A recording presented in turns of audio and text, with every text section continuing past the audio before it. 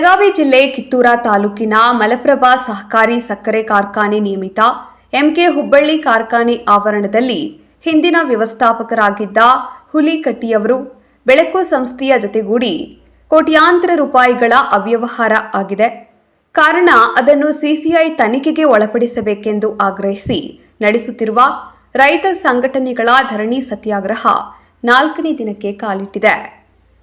ಈ ವೇಳೆ ಮಾತನಾಡಿದ ರೈತ ಮುಖಂಡ ಬಸನಗೌಡ ಪಾಟೀಲ, ಕಬ್ಬು ಬೆಳೆ ಇಳುವರಿ ಕಡಿಮೆ ತೋರಿಸಿ ಹೆಚ್ಚಿನ ಲಾಭಕ್ಕೆ ಮಾರಿ ರೈತರಿಗೆ ಈ ನಾಲಾಯಕ ಅಧಿಕಾರಿಗಳು ಸುಮಾರು 20 ಕೋಟಿ ಪಂಗನಾಮ ಹಾಕಿದ್ದಾರೆ.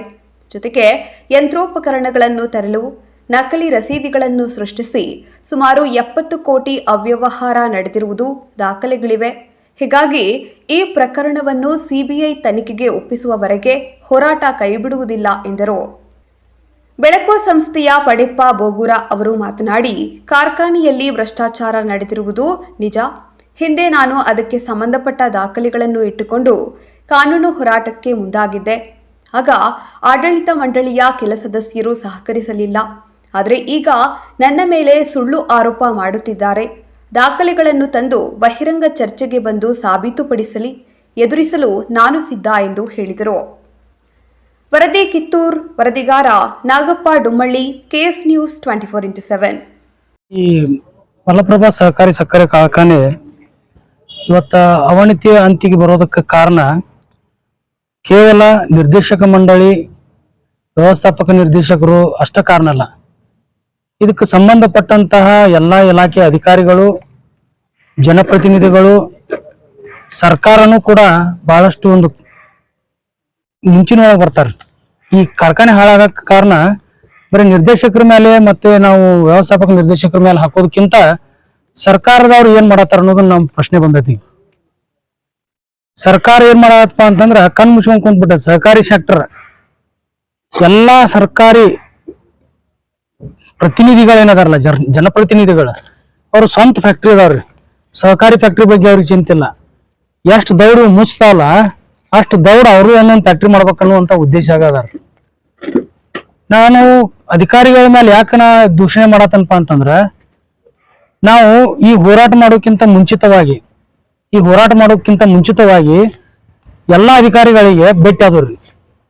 ಭೇಟಿಯಾಗಿ ನಮ್ಮ ಮನವಿಯನ್ನು ಅವರಿಗೆ ಕೊಟ್ಟರು. ನಾವು ಮನವಿಯನ್ನು ಕೊಟ್ಟಾಗ ಹಿರಿಯ ಅಧಿಕಾರಿಗಳಾದವರು ಇಲ್ಲಿ 2021ನೇ ಇಸ್ವಿ ಒಳಗ ಜಿಲ್ಲಾಧಿಕಾರಿಗಳ ಆದೇಶದ ಮೇರೆಗೆ 4 ಲಾರಿಗಳನ್ನ ಎಕ್ಸೆಸ್ ಸಕ್ಕರೆ ಸಾಗಿಸುವಾಗ ಹಿಡಿದಿದ್ರಿ. ಇಲ್ಲಿ ಆ ಹಿಡಿದಂತ ಸಂದರ್ಭದೊಳಗ ತಹಶೀಲ್ದಾರ್ ಅವರನ್ನ ಪರಿಶೀಲನೆ ಮಾಡಿ ಪರಿಶೀಲನಾ ಪತ್ರವನ್ನ ಎಸಿ ಅವ್ರಿಗೆ ಕೊಟ್ಟಿದ್ದಾರೆ. ತಹಶೀಲ್ದಾರ್ ಮತ್ತು ಎಸಿ ಅವರ ಒಂದು ಪತ್ರವನ್ನ ಇಟ್ಕೊಂಡು FIR ಮಾಡ್ಕೋಬೇಕಾಗಿದ್ದು ಧರ್ಮ ಸರ್ಕಾರಗಳಿಗೆ ಅಥವಾ ಅಧಿಕಾರಿಗಳಿಗೆ ಇರ್ತದೆ.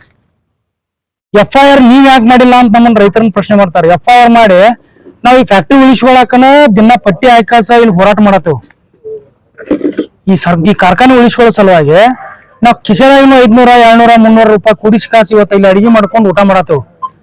ಇನ್ನು FIR ಮಾಡಿ ಕಾಸ ಅದು ಕೇಸ್ ನಡೆದಾಗ ಆ ಕೇಸಿಗೆ ನಾವು ದಿನಂಪ್ರತಿ ಅಡ್ಡಾಡ್ಬೇಕಾದ್ರೆ ನಮ್ಮ ಪರಿಸ್ಥಿತಿ ಏನಾಕತ್ತ ಅನ್ನೋದು ಒಂದು ಸ್ವಲ್ಪ ಅವ್ರ ಅಧಿಕಾರಿಗಳು ವಿಚಾರ ಮಾಡ್ಬೇಕಾಗತ್ತೆ. ಅಧಿಕಾರಿಗಳು ಸ್ವಯಂ ಪ್ರೇರಿತವಾಗಿ ಕೇಸ್ ದಾಖಲು ಮಾಡ್ಕೊಂಡು ಇವ್ರನ್ನ ತನಿಖೆ ಮಾಡೋದ್ ಬದಲಾಗಿ ರೈತರನ್ನ FIR ಮಾಡ್ರಂತ ಹೇಳ್ತಾರ. ಇವತ್ತಿಗೆ ನಾವು 4 ದಿನ ಆತ ಹೋರಾಟ ಮಾಡಕೈತಿಲ್ಲ. ಯಾವ ಒಬ್ಬ ಅಧಿಕಾರಿಗಳನ್ನು ಕೂಡ ಪೊಲೀಸ್ ಇಲಾಖೆದವ್ರು ನಮಗೆ ಎಲ್ಲಾ ರೀತಿಯಿಂದ ಸಹಕಾರ ಮಾಡಿದಾರು. ನಮ್ಗೆ ಏನ್ ಬೇಕಾದ ಮೂಲಭೂತ ಸೌಕರ್ಯಗಳನ್ನ ಒದಗಿಸಿಕೊಟ್ಟಿದಾರ. ನಾವು ಅವ್ರನ್ನ ದೂಸ್ತಾ ಇಲ್ಲ.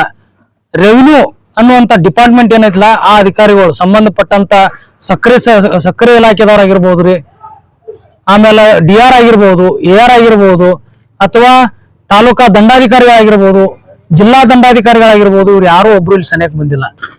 ಯಾಕೆ ಬರಾತಿಲ್ಲ ಅನ್ನೋ ಅಂತ ಒಂದು ಪ್ರಶ್ನೆ